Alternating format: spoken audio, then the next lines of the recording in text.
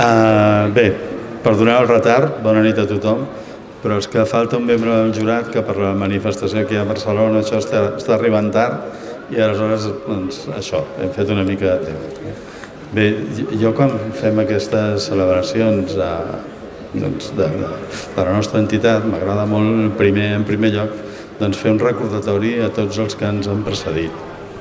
Sense tota la gent que ens ha precedit, els nostres pares, els nostres avis, els nostres besavis, els nostres rebesavis, de fa 577 anys, doncs no podríem fer tot el que fem. Doncs, per tant, un recordatori i bé, que els hi vagi molt bé allí on siguin, i moltes gràcies, perquè si no, sense ells no seríem aquí, no podríem fer el que fem. Sempre m'agrada fer això. Bé, aquest any, doncs, bé, la celebració de Sant Miquel abans era... Endavant, Joan, perdoneu. Ja ha arribat. Bé, la celebració de Sant Miquel, doncs, normalment, doncs, bé, es feia la missa tradicional, que fa 577 anys que es fa, i poca cosa més.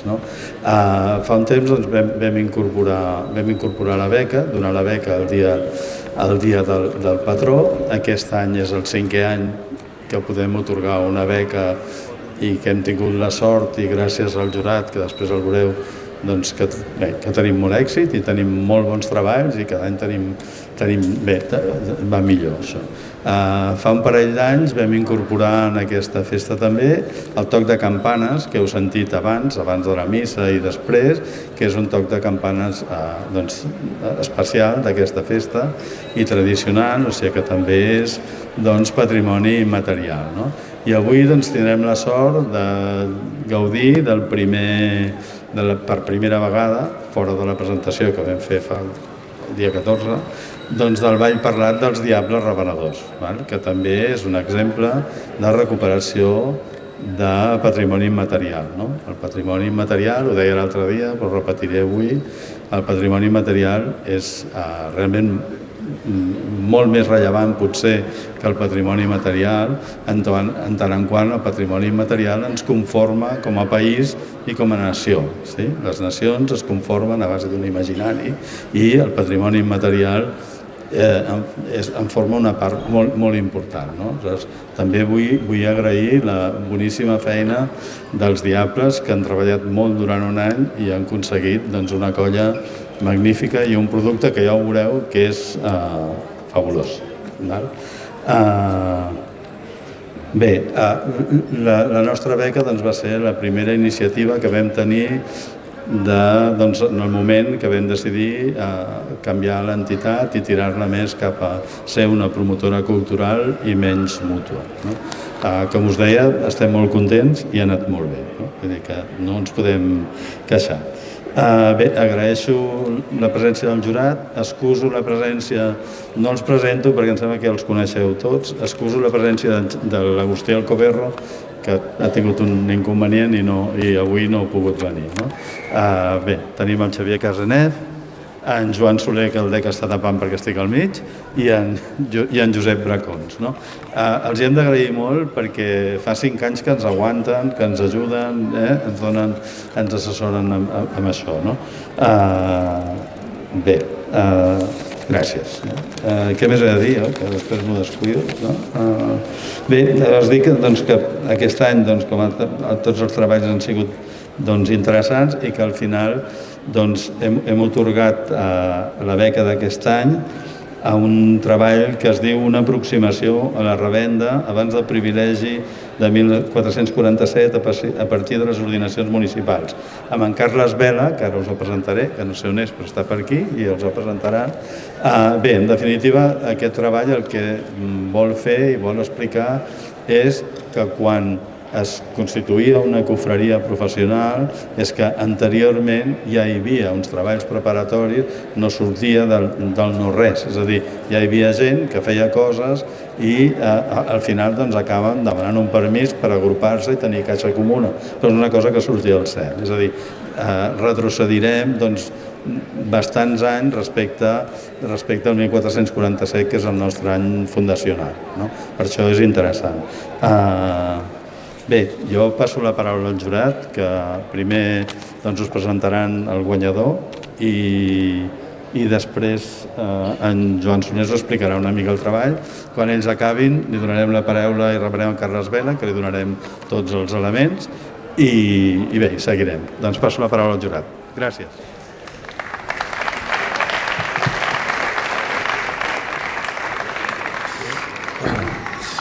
Hola, bona tarda. Em toca a mi fer la semblança del guanyador de la beca d'enguany, en Carles Vela. Abans, però, voldria fer uns comentaris així generals al voltant dels guanyadors de la beca i també fins i tot de les seves característiques fins ara. No tant per allargar el meu speech, sinó també per enfocar-ho de cara a les properes edicions amb una sèrie de comentaris que des del jurat també ens han semblat interessants. Aquesta ha sigut la 5a convocatòria de la beca. Vull recordar els guanyadors de les beques anteriors. El 2020 la primera van ser en Paul Bridgewater i la Laura Miquel, la del 2021 en Víctor Jurado, la del 2022 la Clàudia Mateo i la de l'any passat la Mercè Renom. Feia temps que amb el jurat anàvem parlant i estàvem veient que amb aquestes 4 edicions que teníem havíem arribat amb treballs d'època moderna, hem tingut també propostes d'estudis d'època contemporània i la veritat és que un dels comentaris que sortia a cada reunió era a veure quan ens arriba una proposta d'època medieval, perquè fins i tot a partir del ric fons documental que es conserva del gremi de remenadors és una època que realment estava poc tractada o gairebé gens. Per tant, ens va alegrar moltíssim quan va arribar aquesta proposta parlem en propietat del doctor Carles Vela per optar a la beca. També en aquest sentit hem vist que és el segon any consecutiu que es concedeix la beca a un historiador o historiadora considerat o que podem considerar veterà. Vull dir que no és un jove recercador que fa poc que ha acabat la carrera, està obrint-se camí i que per tant és aquí on potser també les beques haurien de ser un camp a explotar. I en canvi portem 2 anys consecutius, també pel tipus de propostes presentades i el nivell que hem optat per una opció més, diguem-ho així, veterana. Però també és cert que, tal com està en aquest país la vida, anava a dir en general, ara és quan podria estirar-me i fer una mica allò de psicoanàlisi, pels historiadors la vida no és gens fàcil, sobretot els historiadors que ens considerem a la intempèrie, és a dir, que no estan sota el paraigua protector d'una institució còmodament o no tan còmodament instal·lats, però cobrant a final de mes i sota un aixopluc institucional. Per tota la resta de gent que s'està intentant guanyar la vida així, a la intempèrie, doncs realment, d'això també ho hem descobert, aquestes beques també són útils. La qual cosa no sé si és bo o és preocupant. És bo perquè existeixen i és preocupant perquè no deixen de parlar d'una realitat d'un gremi a partir d'un moment en què els professionals d'aquest miren de sobreviure com bonament es pot. De tal manera que acabo aquesta introducció amb una crida per les properes edicions. Quants més projectes ens vinguin, molt millor, ja siguin de gent jove, ja sigui de gent no tan jove, però que puguin veure en aquesta iniciativa absolutament lloable, i jo diria gairebé que miraculosa en la societat actual de l'Associació Antic Gremi Remenadors, d'organitzar una beca d'aquestes característiques, d'aquesta quantia i sobre aquesta temàtica.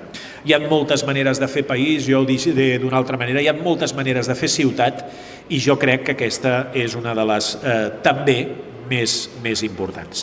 Carles Vela Olesa és historiador, és, qui em permeto dir-ho, col·lega medievalista. De fet, som companys de facultat, vam fer unes quantes assignatures junts en la nostra època, ens portem un any només, i és un d'aquests historiadors que m'atreveixo a qualificar que estan en terra de ningú.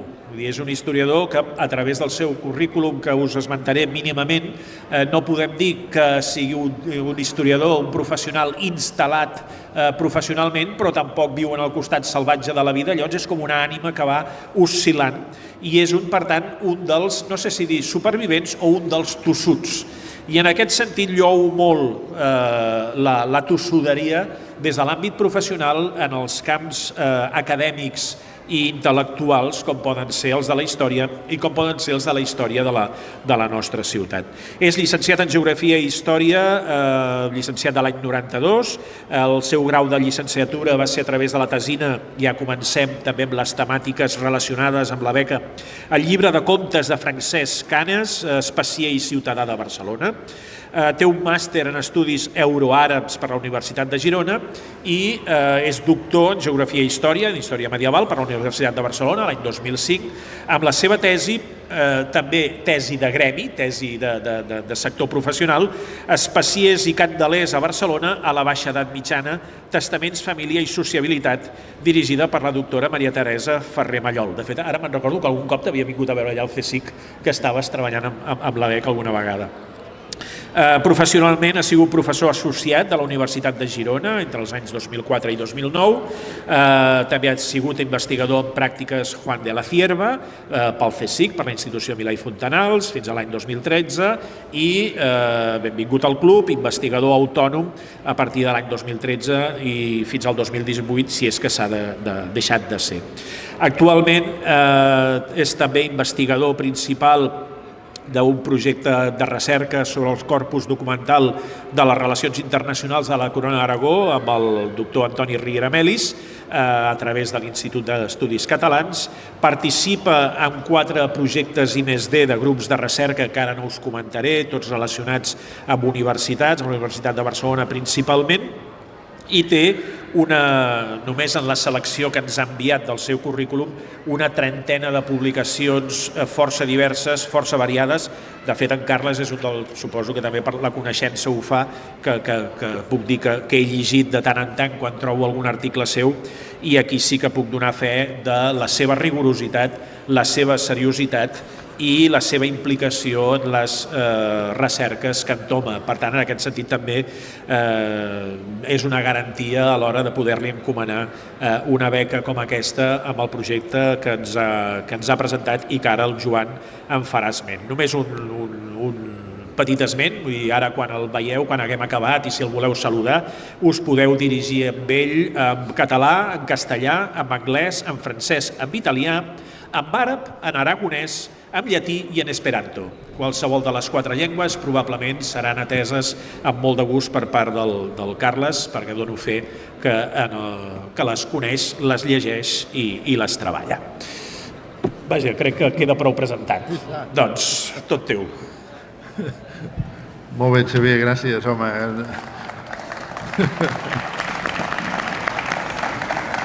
De fet, el Xavier el que acaba de fer és això, transmetre el que en el seu currículum ens ha presentat, que avalen sobradament la seva capacitació per poder tirar endavant la beca que aquest any concedim.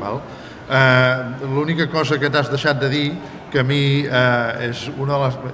probablement és la menys important, però la que més gràcia m'ha fet del seu currículum és el comissariat que ha fet enguany, el 2024, de l'exposició al Museu Diocesà de Barcelona, que es diu Tota la cera que crema les espelmes a la catedral de Barcelona de l'edat mitjana.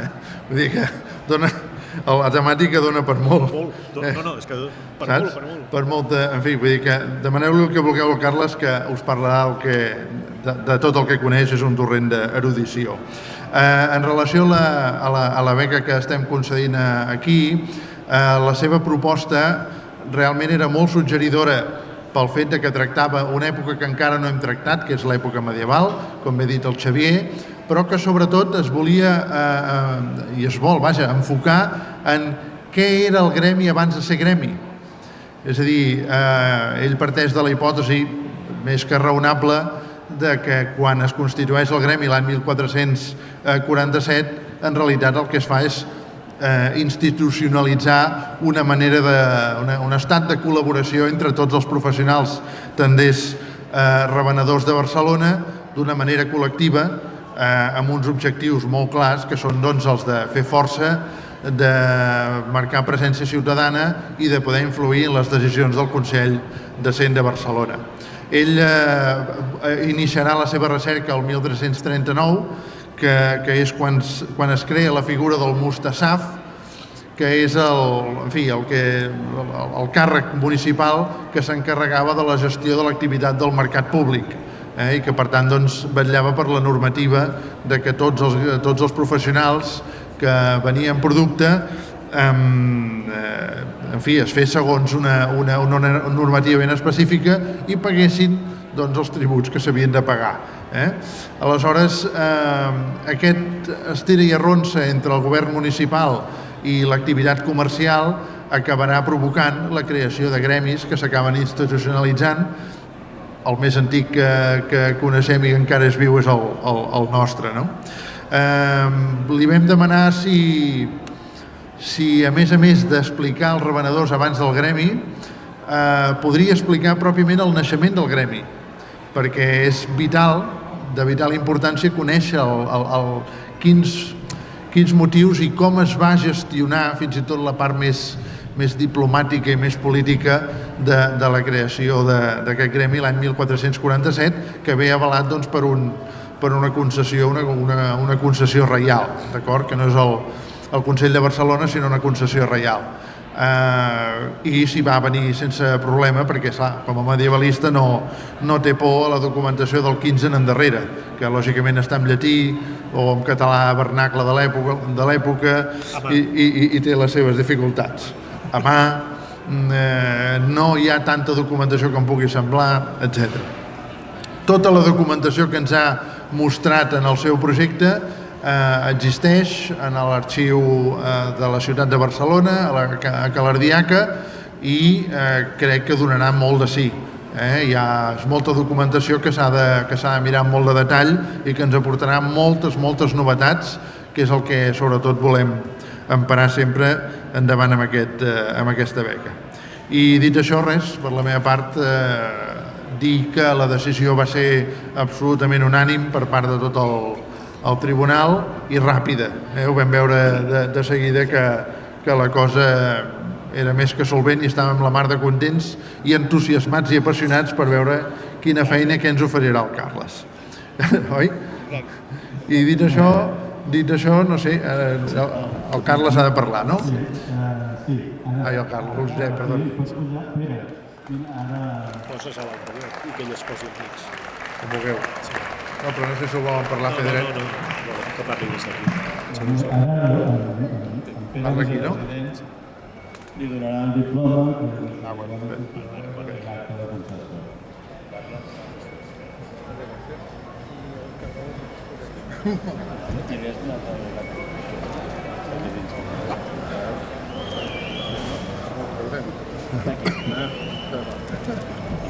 No, gràcies a vosaltres. on seu aquí? Aquí. Al mig. T'has d'apropar el micro. M'han dit que m'he d'acostar. Bé, en primer lloc, una mica vergonyit, m'heu deixat massa bé, ara no sé si estaré al nivell. Moltes gràcies en primer lloc per la concessió per haver triat el meu projecte. Espero respondre a les expectatives, molt altes, però espero respondre bé. Jo crec que el projecte tenia un interès perquè és el que dèieu, no? És que no tinc poc a dir, perquè ho heu dit tot i ho heu explicat tot, però el que a mi em feia gràcia era que justament el que intentaríem veure és com arribem que el 1447 un grup de persones aconsegueixin acostar-se a la reina, que no és fàcil, i no només acostar-se, sinó demanar un privilegi i aconseguir-lo. Això no ho pot fer qualsevol. Cal una coordinació, cal posar-se d'acord, cal enviar gent a negociar amb la reina. La reina no concedeix confraries cada dia perquè mira, ara em ve de gust, no? Ja és una negociació. Llavors, per arribar a això, cal que la gent que pren aquesta iniciativa tingui un costum de fer coses conjuntament, no? I llavors a mi em semblava que, vist l'experiència, el que sabem d'altres col·lectius professionals similars, doncs que això s'havia de poder veure en les ordinacions municipals, és a dir, amb els bans, amb les normes que des del municipi, des de la Universitat de Barcelona, la municipi medieval, generaven per controlar tot el que era el món del mercat. Perquè, per exemple, amb els candelers, amb els especiers, amb els apotecaris, vam veure que era així. Que quan ells comencen a organitzar-se, al cap d'un temps, quan ja tenen la pràctica d'escollir cònsols o de reunir-se periòdicament, van en el rei, en aquest cas, i demanen un privilegi, i el privilegi és concedit, i a partir d'aleshores els privilegis tenen un poder molt més gran que una ordinació municipal, evidentment. És llei del rei i és molt més forta. Per tant, a mi el que m'interessava de tot aquest projecte és justament intentar veure si és possible, i esperem que sí, amb la documentació que tenim a l'Ardiaca, tot aquest procés de com anem trobant un grup de gent, i després també serà interessant, crec, veure per què els revenedors són els revenedors d'allò que ara sabem, que el 1447 hi ha uns quants de revenedors, hi havia d'altres coses que no hi són. O sigui, hi havia gent que es deia revenedora, que revenia, és a dir, que comprava coses que no havia produït per vendre-les i que després resulta que no hi són inclosos en el privilegi. Llavors, per què no hi són? No? Jo crec que és una pregunta interessant també de veure, per entendre per què el gremi tindrà aquest caràcter que tindrà a partir de 1447 i endavant i fins transformat, evidentment, però fins ara. No? Llavors, jo crec que tots aquests aspectes és el que a mi m'interessaven i veig que us han interessat també vosaltres, cosa que m'alegra molt i espero poder aportar alguna cosa interessant. Voldria afegir també, a partir del seu projecte, que també hi ha una part que ens va cridar molt, en la petita discussió que vam tenir al voltant de quan vam analitzar-lo, que tenim que el projecte el podem mirar amb dues direccions. Una realment és com s'origina aquest gremi, però l'altra és una radiografia de la revenda en els temps que acaben originant la creació del gremi. A veure, dic això perquè nosaltres tenim la figura del botiguer absolutament assimilada avui en dia, però en època medieval aquest que no produeix però en canvi revèn, ben vist en segons quins àmbits no ho estava gens, perquè tu el que havies de fer és vendre allò que produïes. El sabater fa sabates, ven sabates. El calderer fa coses de coure, doncs ven coses de coure o el que sigui. En canvi, sempre hi ha, i almenys ho hem vist, i tu segur que ho has vist amb la documentació, que fins i tot amb les normatives del Mustafà, una cosa són les normatives del comprar i del vendre de la gent que produeix, i després hi ha normatives a part pels revenedors. Tot aquest estat, que en el fons no deixa de ser un representant d'anomalia, també és molt representatiu i molt significatiu que acabi esdevenint gremi, perquè no deixen de ser uns estranys. Vull dir que aquest àmbit també d'aquesta radiografia social, econòmica, feinera de la revenda o de la revenedoria en l'edat mitjana, doncs també crec que pot ser molt interessant el teu treball. No sé si ho veus igual o... Sí. Jo crec que tots són diferents aspectes que si tot va bé i la documentació que anem trobant ho permet, perquè no sempre podem intuir què trobarem en els arxius, però no sempre trobes tot allò que voldries, però jo crec que són diferents aspectes que segurament li podrem posar una mica de llum, no sé si tota, però una mica de llum. Jo crec que sí, que podem respondre alguna d'aquestes preguntes. Sí, ja que estem posats, un parell de comentaris una mica bromistes, però que van en la línia. Els revenedors es constitueixen com a gremi gràcies al privilegi reial de 1447, però la seva seu no és l'església del Pi, és Sant Antoni, d'acord? I en canvi venen a l'església del Pi l'any 1455, de manera que l'any vinent sembla que haurem de posar el 570è aniversari dels revenedors aquí davant, no? Això per una banda. I segon, si vas tirant molt endarrere, saps? Comences 1339, igual hi ha revenedors abans del gremi, també haurem de celebrar que sigui el mil·lenari dels revenedors en algun moment, no? Potser remuntem a Adam i Eva i era revenedor, també. En fi, bueno, sí, era un comentari de broma, vaja. Ja està. Sí. Doncs gràcies a tots, moltes gràcies, Carles, i bé, esperarem un any per veure el resultat d'aquest treball i el podrem gaudir tots. Bé,